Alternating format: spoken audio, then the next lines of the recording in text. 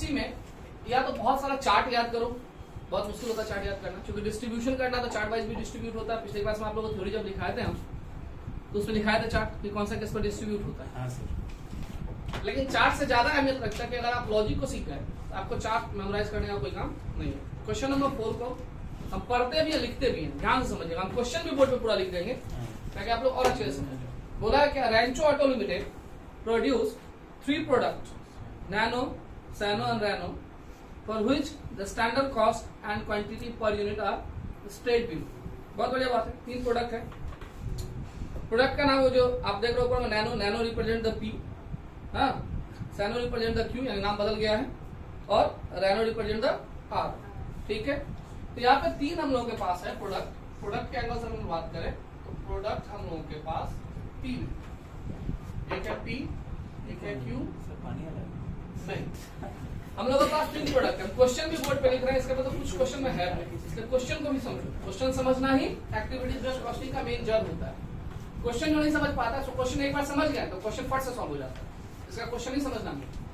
3 product है जिसमें मेरे पास जो इन्फॉर्मेशन दिया उस इन्फॉर्मेशन को हम पार्ट वाइज डिस्ट्रीब्यूट कर रहे हैं, पार्ट वाइज अलग अलग करके लिख रहे हैं। जैसे मेरे पास आउटपुट दिया हुआ है, क्या दिया मेरे भाई, आउटपुट यूनिट में होगा ऑब्वियसली 2500 है, थोड़ा बोलोगे 2500, 2500 है, 7500 है, 11250 और 11250, ये हम लोग के पास यूनिट है, ये हम लोग के पास यूनिट है।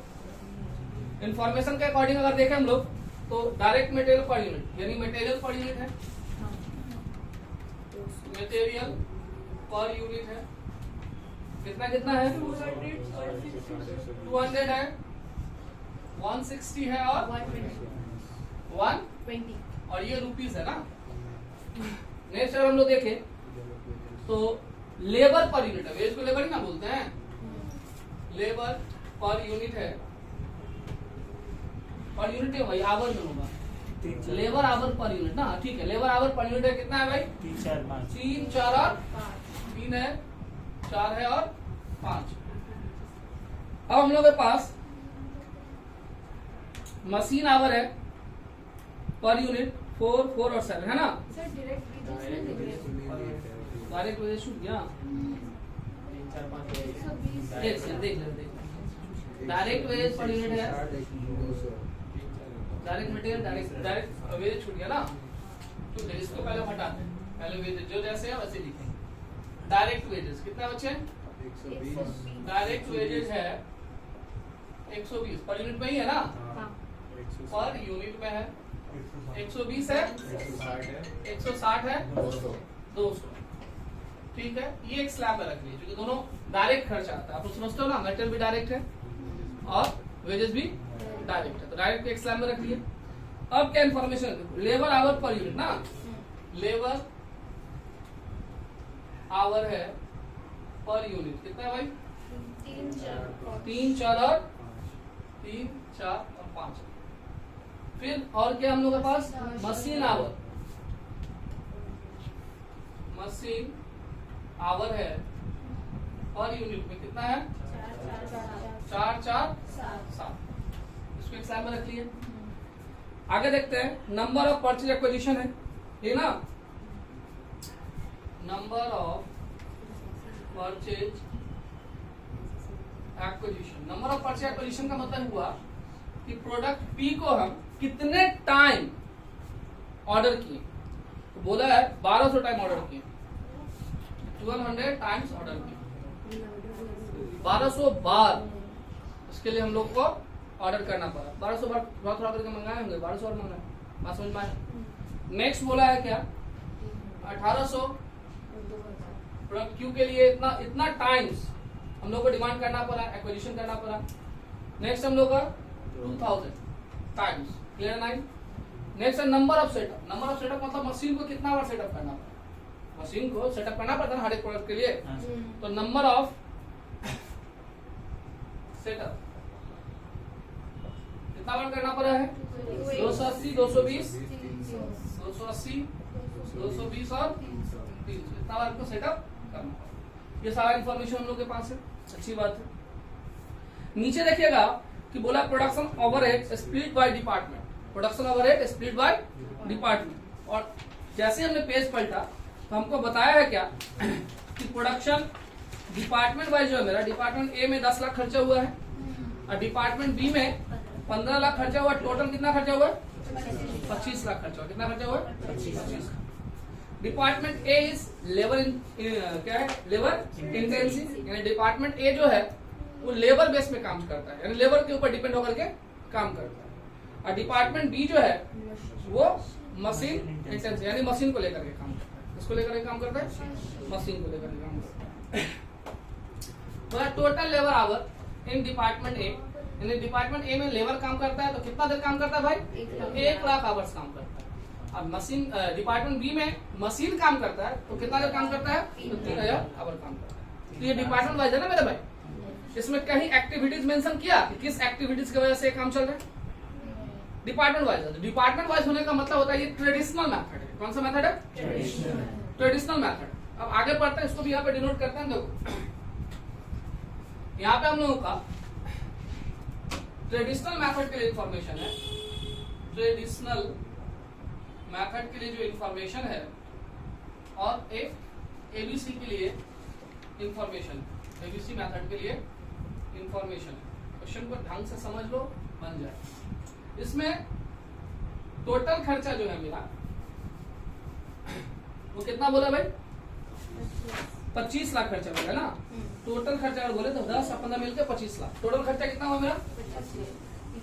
25 लाख रुपया खर्चा हुआ, राइट।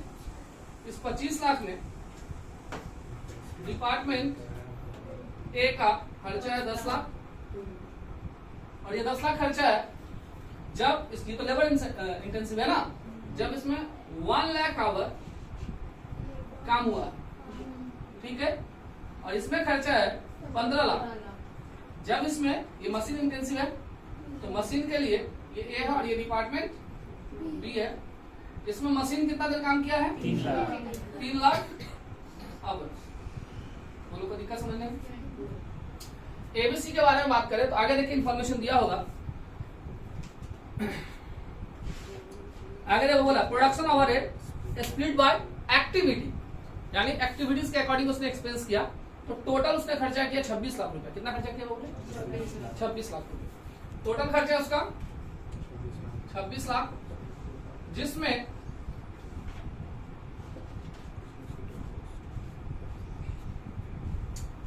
रिसीविंग एंड इंस्पेक्शन में उसने खर्चा किया, क्योंकि इसमें डिपार्टमेंट वाइज तो होगा नहीं, इसमें तो एक्टिविटीज वाइज होगा।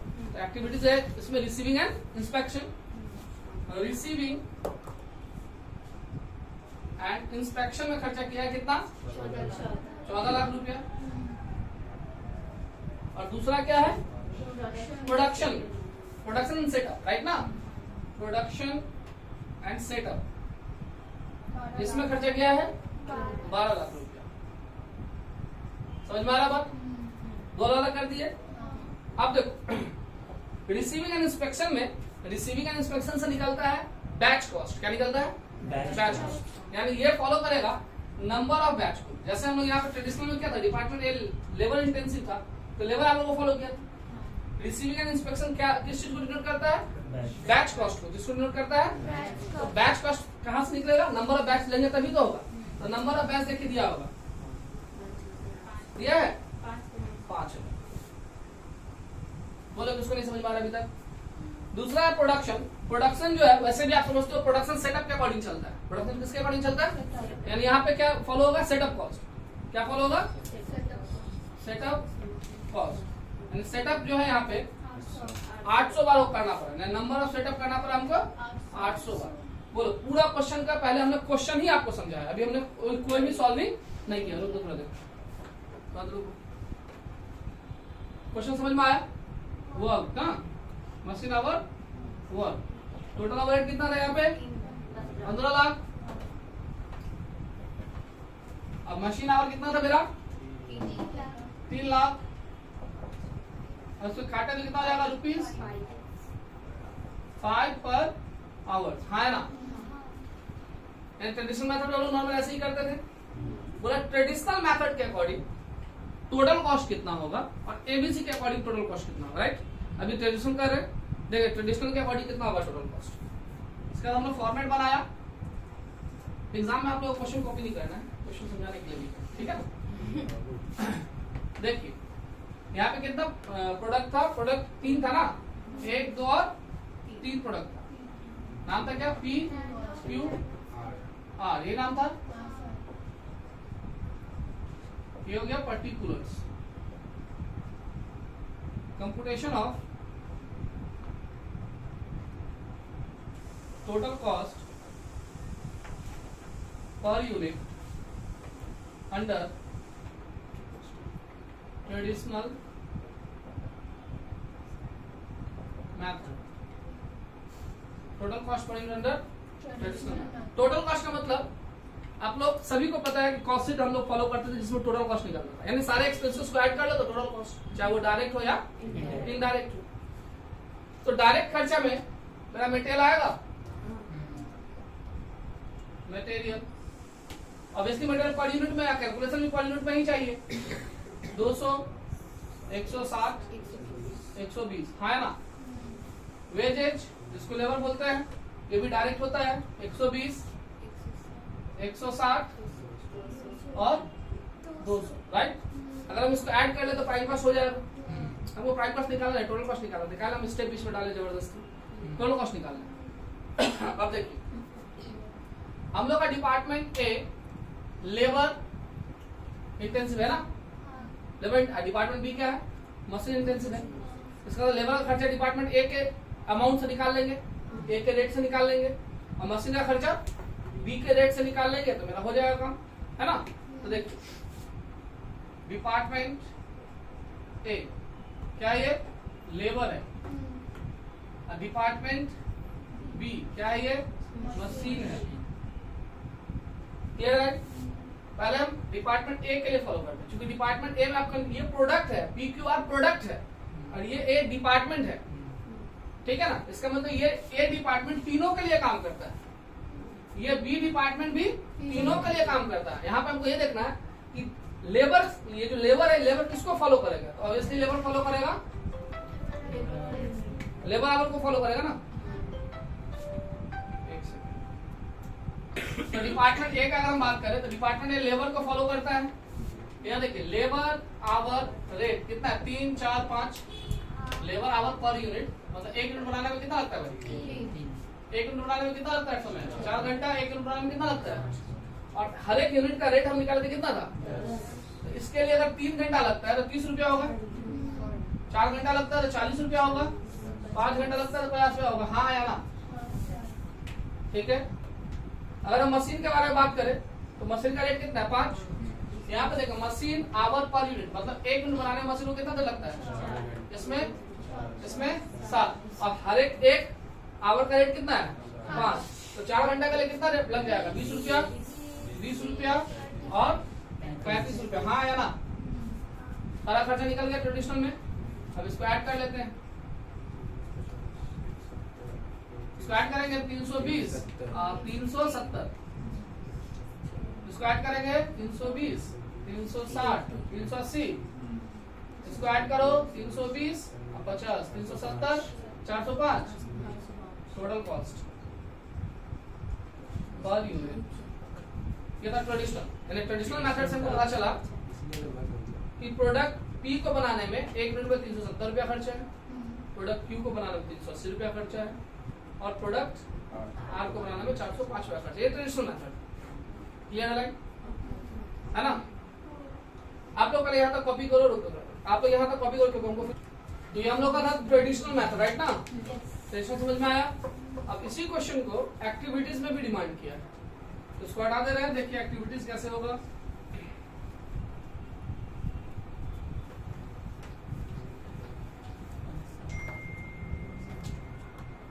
ए बी सी कॉस्टिंग से आप कैलकुलेशन कर रहे हैं, ध्यान से देखो।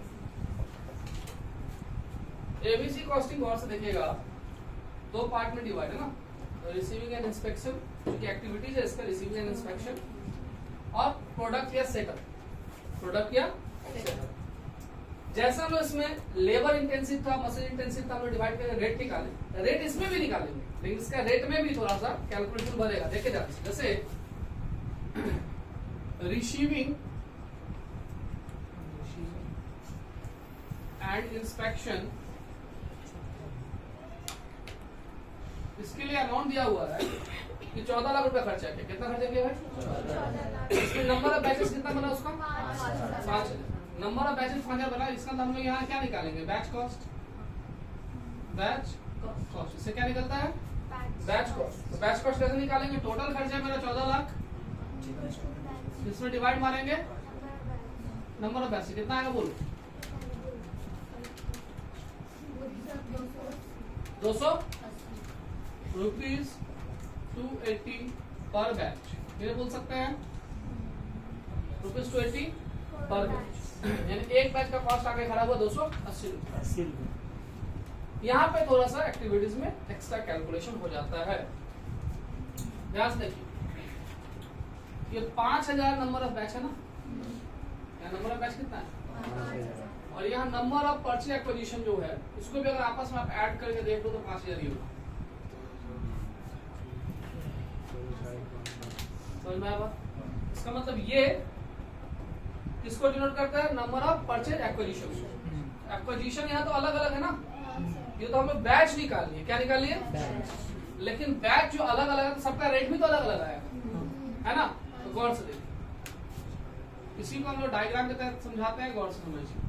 यहाँ पे प्रोडक्ट था पी क्यू आर। इन लोगों का रेट था, पी का नंबर ऑफ परचेज एक्विजिशन का रेट था 1200 रुपया, इसका था 1800 रुपया, इसका था 2000 रुपया। हाँ या ना? अगर इसको आपस में इंटू करें, तो नंबर ऑफ बैच से प्राइस को इंटू करेंगे तभी तो निकलेगा। तो आपस में अगर हम इसको इंटू करें तो कितना होगा इसका अमाउंट भाई? 3,36,000। सेकेंड वाले को इंटू करें 5 लाख। थर्ड वाले को इंटू करें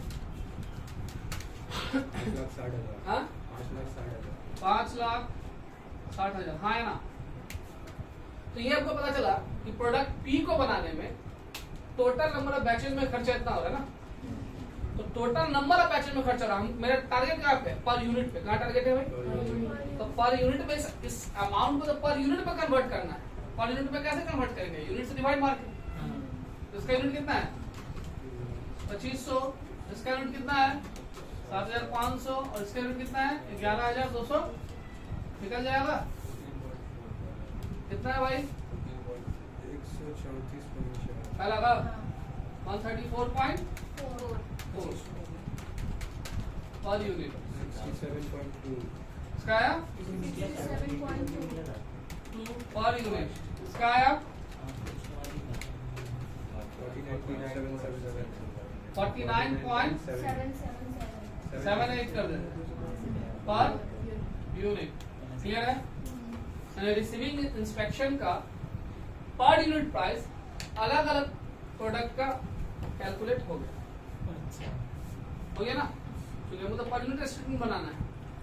सेम काम हम कर रहे हैं सेटअप के लिए, प्रोडक्शन एंड सेटअप। तो देखो, प्रोडक्शन या सेटअप में मेरा टोटल खर्चा, इससे क्या निकलेगा भाई? नाम से तो पता चल रहा है, इससे निकलेगा सेटअप कॉस्ट। क्या निकलेगा? Setup cost. टोटल खर्चा कितना हुआ? 12 लाख। तो 12 लाख को अगर हम डिवाइड मार दें नंबर ऑफ सेटअप से, तो 1500 रुपीज 1500 पर सेटअप, है ना? एक सेटअप में 1500 का खर्चा आ रहा है। एक सेटअप में मशीन को अगर हम लोग एक बार सेटअप कर रहे हैं प्रोडक्शन करने के लिए, तो मेरा खर्चा आ रहा है 1500। अब गौर से देखिए, setup total number of setup कितना था? यहाँ गौर से देखिए, नंबर ऑफ सेटअप और इसको ऐड किया तो 800 ही होगा, है ना? इसका मतलब ये 800 टोटल था। अब उस कॉस्ट को हम लोग को तीनों में डिवाइड कर देना है। कैसे डिवाइड करेंगे? फिर डायग्राम का हेल्प लेते हैं भाई। पी क्यू आर, इसका रेट था, नंबर ऑफ सेटअप था 280 ना, 280। इसका कितना था? 220। इसका कितना था? 300। क्लियर है? तो ये तो एक नंबर ऑफ बैच में हम लोग का जो प्राइस है पर बैच का है ना, एक बैच में 1500, यहाँ पे कितना बैच हो रहा है, तो मल्टीप्लाई करेंगे तभी तो टोटल कॉस्ट आएगा इसका। अगर आपस में मल्टीप्लाई करें इसको कितना आएगा भाई, 4,20,000 फर्स्ट का, 3,30,000 सेकेंड का और 4,50,000 थर्ड का आएगा। तो ये तो टोटल कॉस्ट होगी। हमको चाहिए क्या, पर यूनिट। क्या चाहिए, इसका मतलब यूनिट से डिवाइड मारेंगे तभी तो पर यूनिट आएगा, है ना। तो डिवाइड 2500 डिवाइड 7500 एंड डिवाइड 11,250 160 अच्छा 168 per unit, ₹44 per unit, next ₹40 per unit. Clear है। तो हमने क्या किया, पर यूनिट में इसका कैलकुलेशन कर लिया, क्योंकि हमको क्या निकालना था, कॉस्ट पर यूनिट, ट्रेडिशनल में भी और एबीसी में भी। ट्रेडिशनल में कॉस्ट पर यूनिट आराम से निकाल लिए, एबीसी में हम लोग का पर यूनिट निकालना था, तो बैचेस सबको डिस्ट्रीब्यूट करके हम लोग पर यूनिट में कैलकुलेशन हो गया, राइट ना। अब हम उसको क्या करना है, एक स्टेटमेंट बनाना है, इधर वाले आपको हटा देगा, ठीक है। जो कॉस्ट पर यूनिट का निकाला था स्टेटमेंट ट्रेडिशनल में, एबीसी में भी तो पढ़ना है। तो देखिए गौर से, 3 प्रोडक्ट है, 1 2 3। Computation of cost per unit under ABC costing या एबीसी मेथड। पी है, क्यू है और एक मटेरियल तो डायरेक्ट होता है, इस पर किसी भी मेथड का कोई इफेक्ट पड़ने वाला तो मटेरियल जितना था 200 160 और 120 यहाँ पे देख रहे हो। डायरेक्ट वेजेज ये भी डायरेक्ट खर्चा है, इस पे भी किसी मेथड का इफेक्ट 120 160 क्लियर बच्चे, ये डायरेक्ट है। बाकी खर्चा इनडायरेक्ट था, इसका कॉस्ट हमने निकाल लिया। जैसे हम लोग का एक्टिविटीज में क्या वर्ड यूज हुआ, receiving and inspection. Receiving inspection हर एक प्रोडक्ट का अपना अपना है। इसका आया है 134.4, इसका आया 67.2, इसका आया है 49.7, ठीक है। दूसरा हम लोग का प्रोडक्शन एंड सेटअप कॉस्ट, और ये हम लोग निकालेंगे पर यूनिट में 168 है इसका, 44 है इसका और 40 है इसका, राइट ना। ऐड कर लीजिए total cost per unit add करके आएगा 220 420 480 622.4 सेकंड का सेकंड का 431.2 थर्ड का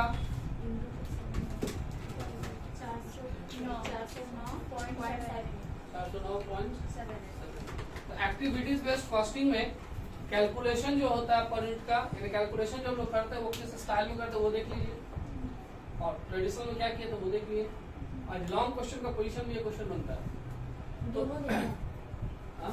दोनों देखा एक ही क्वेश्चन बच्चे दोनों देखा तो